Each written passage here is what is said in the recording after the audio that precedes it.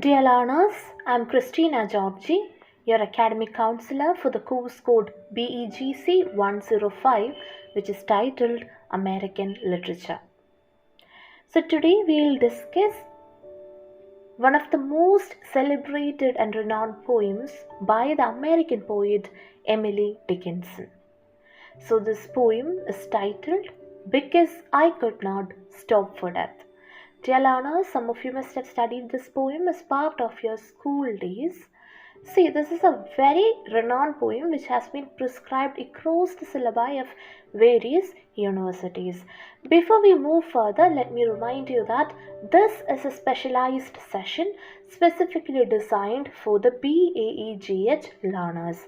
Hence, all the aspects discussed will be solely limited to or based on the specific syllabus and study material for the same. We have already discussed an introduction to the life and works of Emily Dickinson, where we saw a brief overview of this particular poem, Because I Could Not Stop for Death, along with two other poems, namely A Thought Went Up My Mind Today and Death Said Something Significant. So in this particular session, we will give specific focus on Because I Could Not Stop for Death.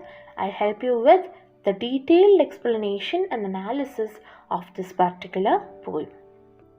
So very often, may that be in literature or folklore, death is not presented as if a presentable entity. Isn't death often picturized as something painful or formidable? Well, here is a poem that looks at death from a different angle. That is, in this particular poem, we meet death as if somebody who is very friendly and approachable. An interesting aspect with respect to this poem is that we see death and immortality personified in this poem.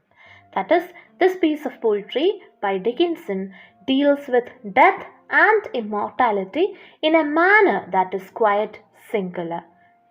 See, we already discussed that death and immortality are very often seen as relevant themes in the works of Emily Dickinson. I suppose you are aware of the literary device personification, which is quite often employed by the poets. Personification is indeed the attribution of a personal nature or human characteristics to something non-human, or the representation of an abstract quality in human form. Here we know that death and immortality are abstract aspects, and these are personified in this particular poem. The title of the poem is also significant in the sense the title is actually the first line of this poem, and moreover, this title evokes its central image of the chariot ride with Death, who is presented as the amicable gentleman caller who comes to take the poet out on a ride. So this I refers to the poet, whereas Death is presented as if a very friendly gentleman. Therefore, we can say that this poem presents the coming of death as a very casual event, which is very unlikely. In the general parlance, death is seen as something very horrifying. But these days, if you are interested in movies or dramas for that matter, there are dramas, international dramas, that present such concepts. I'm very sure that the young adults listening to my lecture would be familiar with dramas such as Guardian, The Lonely and Great God, and Doom at Your Service, which are basically international drama which present similar concepts. Now, come back to this poem. So here we can say that this poem begins abruptly, that is all on a sudden, calling attention to the unexpected arrival of death. And we know death is personified as a very polite gentleman. So remember, there is one more traveler in this chariot, that is immortality. So it is said that unexpectedly the death came to the poet and he invited her on a chariot ride along with immortality. So we can also analyze this as if the soul is immortal, and it could be a journey towards eternity. We'll come to the analysis later. Firstly, I'll help you read and understand the text. Remember, this is a poem of 24 lines, and the lines are as follows. Because I could not stop for death, he kindly stopped for me. The carriage held just ourselves and immortality. We slowly drove, he knew no haste, and I had put away my labour and my leisure too, for his civility. We passed the school where children strove at recess in the ring. We passed the fields of grazing grain. We passed the setting sun. Or rather, he passed us. The dews grew quivering and chill, for only gossamer my gown, my tippet only too. We paused before a house that seemed a swelling of the ground. The roof was scarcely visible, the cornice in the ground. Since then, it's centuries, and yet feels shorter than a day. I first surmised the house's heads were towards eternity. So let me help you understand these stanzas. I'll give you stanza-wise explanation. So stanza number 1. Because I could not stop for death, he kindly stopped for me. That is, our poet, the lady, was about to die, and death, personified as a very polite gentleman, came to her. The carriage held as ourselves and immortality.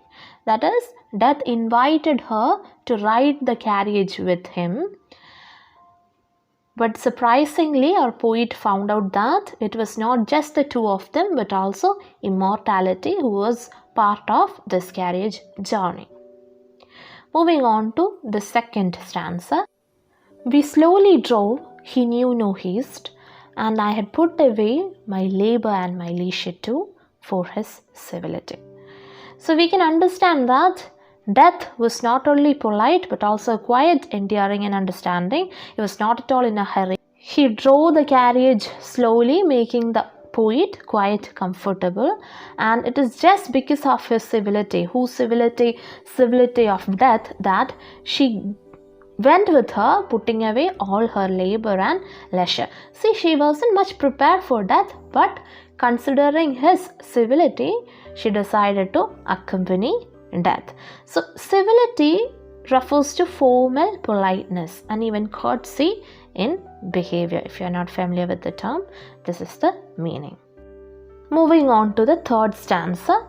We passed the school where children strove at recess in the ring. We passed the fields of grazing grain. We passed the setting sun. So this stanza is very important as it has got great significance. We'll discuss such aspects as part of the analysis. Nevertheless, I'll give you an introduction here. That is, there are certain images described vividly. We studied that Dickinson uses vivid images and symbolism. So this is a typical example.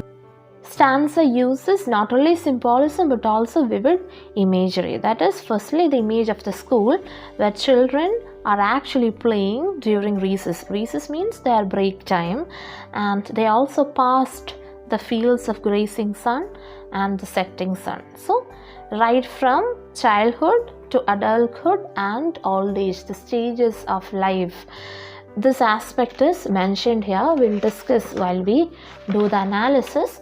Moving on to the next stanza, stanza number 4. Or rather, he passed us, the dews grew quivering and chill, for only gossamer my gown, my tippet only too.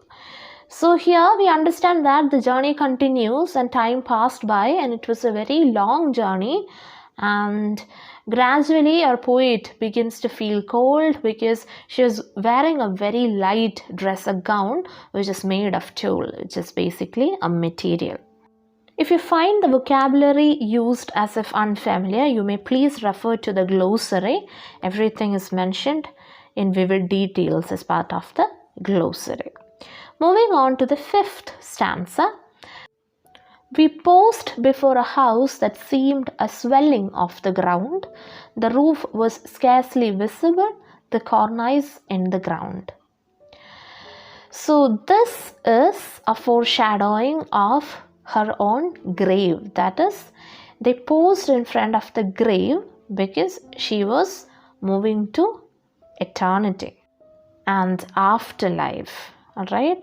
So cornice is basically a decorative border around the top of the walls in a room or on the outsides of a building. It could be part of the grave too.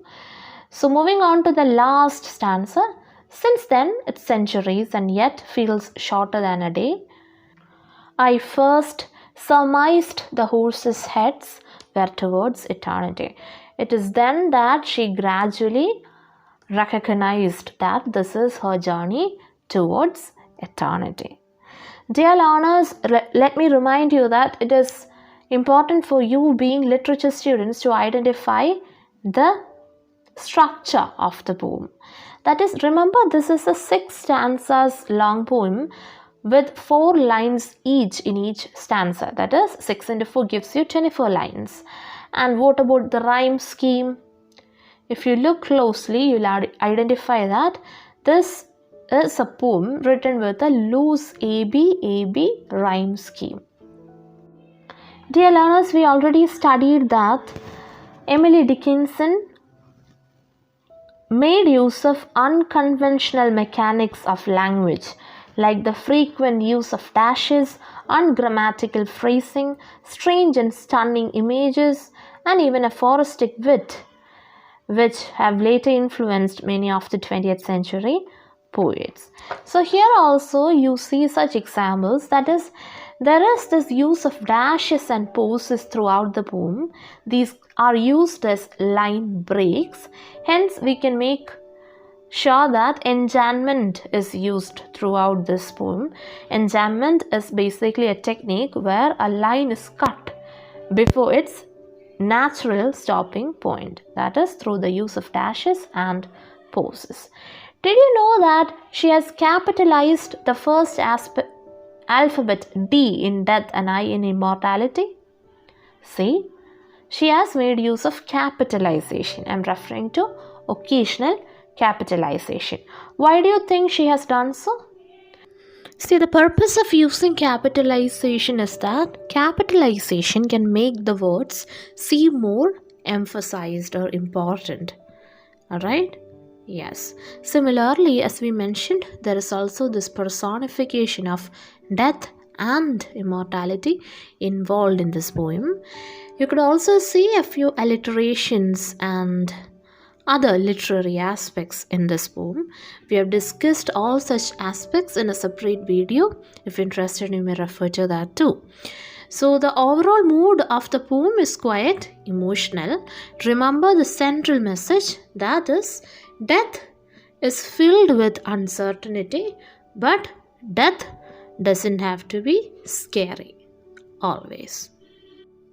Now, before moving on to the critical appreciation of this poem, I'd like to answer a question raised by many of my students across the batches. That is, most of our learners are not sure how to write an essay question regarding a piece of poem. So let me remind you that whenever you write an essay answer, please make sure that you divide your answers into paragraphs. So an ideal essay would be for 20 marks.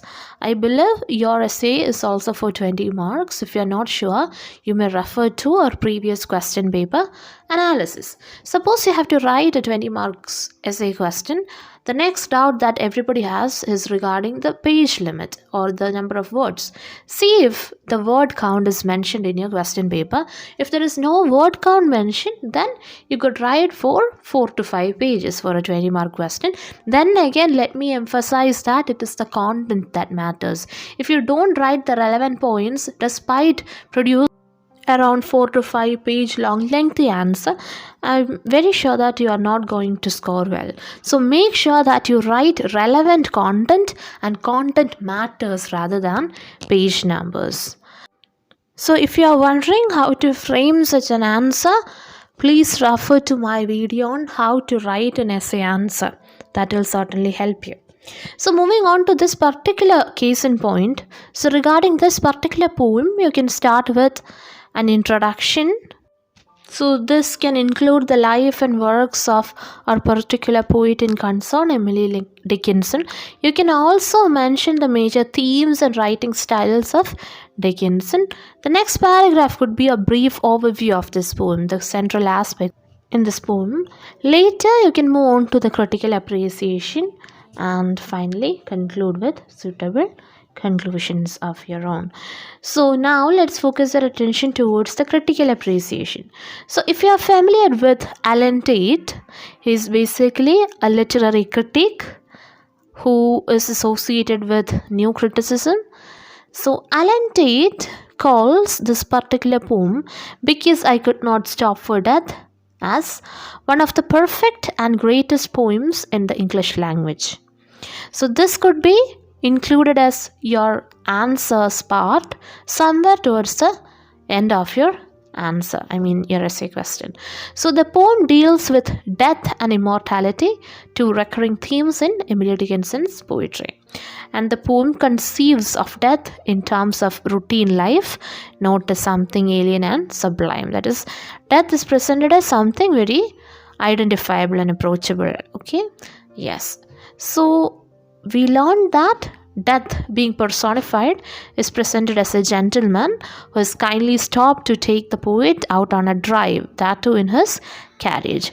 Dear learners, gradually we see that there evolves a kind of relationship between the poet and death. So if you look at line number 2 of this particular poem, this word kindly defines this kind of relationship that is seen between poet and death. Remember, death is accompanied by a companion. Who is the companion mentioned? Of course, immortality. So immortality in a way takes away the loneliness of this journey. Remember that aspect. The loneliness of the journey with death is dispelled by the presence of immortality, who is the companion of death.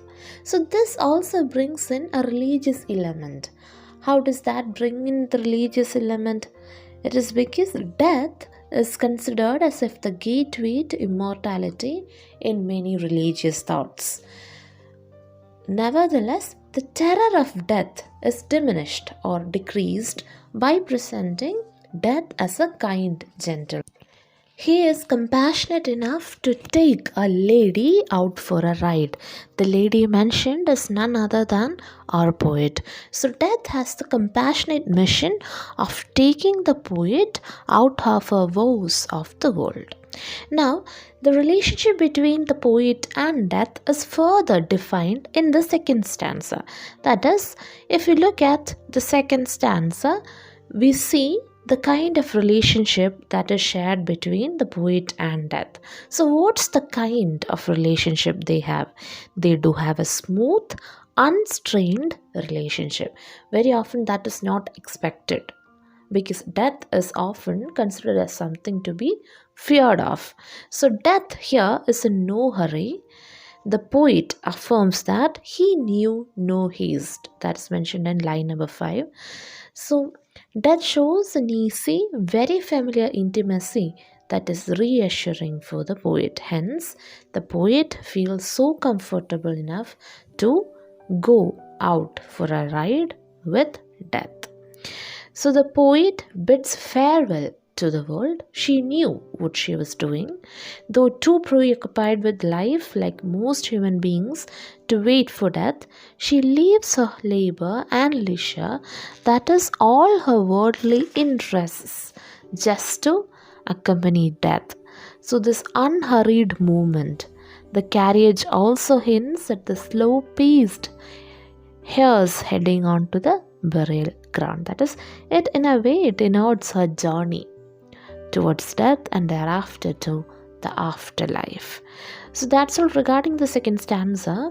If you look at the third stanza, this stanza presents the poet's intensely conscious leave-taking of the world. Remember the three significant images that I mentioned when I let you know the summary of this poem?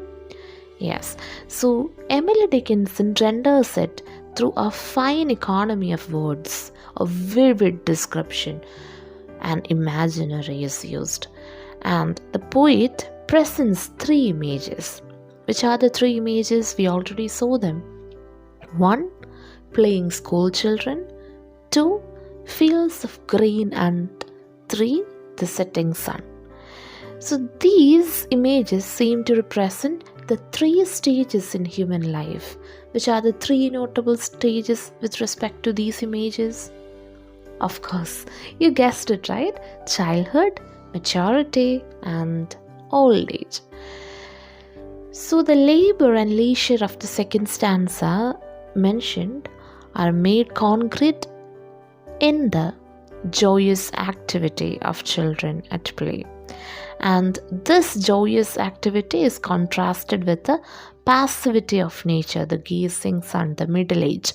The indifference of nature to the death of human beings is highlighted by transferring the finer stare in the dead traveler's eyes to the gazing grain.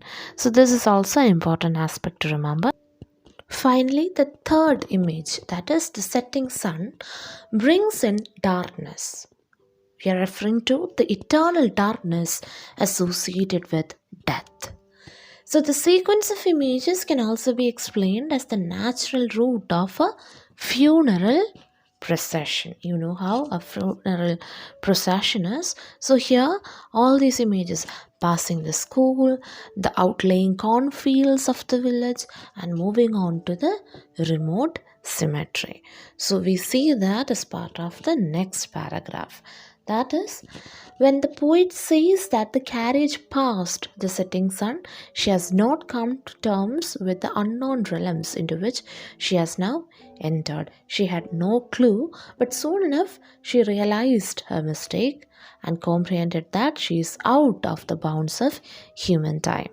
Remember, eternity is a world of boundless time, and so she corrected herself by saying that the sun passed them. Sun, the assured mark of the passage of time for life on earth, is no longer valid for the poet. That is, she has more or less entered her worldly life and she has moved on to the next phase. So she speaks of the bitter cold she experienced in the fourth stanza. As the dews descend, quivering and chill, she realizes that what it feels to come to rest in the cold damp ground. So the gown and the scarf she wore were so thin and could not protect her from cold. And we saw that when we looked at the summary. So from a critical perspective, we can say that according to some critics, gossamer and tippet are the common funeral dresses of women. We are referring to those days. The life and works of Emily Dickinson we already saw. Moreover, death is traditionally associated with chillness and cold. So this could be what the poet must have hinted. Now, if we proceed further, moving on to the next stanza, the carriage stopped at a house that seemed a swelling of the ground. So this could be a reference to the grave. Evidently, it is suggestive of the mound over a grave. Moreover, the roof of the house was too low to be easily visible, and moreover, its cornice is in the ground. So all such relevant details of description help us identify this with the grave. So if you look at the last and final stanza of this poem, you understand that the last sensations of this poet is mentioned, that is before her world fades away. So she refers to a single visible object, the horse's heads, recalled in a flash of memory. That was the first object on which her eyes were fixed throughout the journey with death. So the reference to the horse's head brings to our mind the carriage in the opening stanza. Remember the image of the carriage? Yes. So this reaches the limits of mortality when it stops at the house of death. That is, once it stops at the grave, The poet is dead. It is not her real destination. The poet says that centuries have passed. It shows the transition from time to eternity. Yet she feels it to be shorter than a day. Remember, human dimension of time is irrelevant in the timeless world of eternity. So, her journey towards eternity is also implied. If you look at this poem carefully, you understand that because I could not stop for death is flawless in employing precise and discrete images, and these images enhance the central image of the ride with death. But this ride is towards the mysterious world of eternity. So, by civilizing death and also by familiarizing herself with it, this journey is made tolerable by the poet. Remember, throughout the poem, death is viewed from very many perspectives, diverse perspectives for that matter. It is a welcome relief from life's tension, and so the poet is ready for a calm ride with death. It heightens one's satisfaction with life, and so the poet is ready to discard her labor and leisure. Therefore, the poet portrays death as a solemn guide that leads man to immortality. So, there ends the poem because I could not stop for death. The discussion never ends, for we were supposed to limit our discussion just to our study material. You are free to critically analyze the poem, but make sure that you write relevant points from our study material. Towards the end of page number 37, you could see a few questions for discussion. My humble suggestion is to be prepared with these questions, for you never know. If you're lucky, you'll see similar questions or even the same questions for your TEE. Dear learners, to sum up this session, we discussed the most celebrated American poet Emily Dickinson and her most renowned poem, Because I Could Not Stop for Death. So, I helped you with a brief overview and detailed analysis with specific focus on the critical aspects to be mentioned as discussed in your prescribed study material. So make sure that you learn this particular piece of poem, for it's very important with respect to your TEE preparation. I've always seen at least a question in most of the Western papers when it comes to this particular poem. So make sure that you prepare well. That's all for today. Thank you so much for joining me. All the very best for your TEE.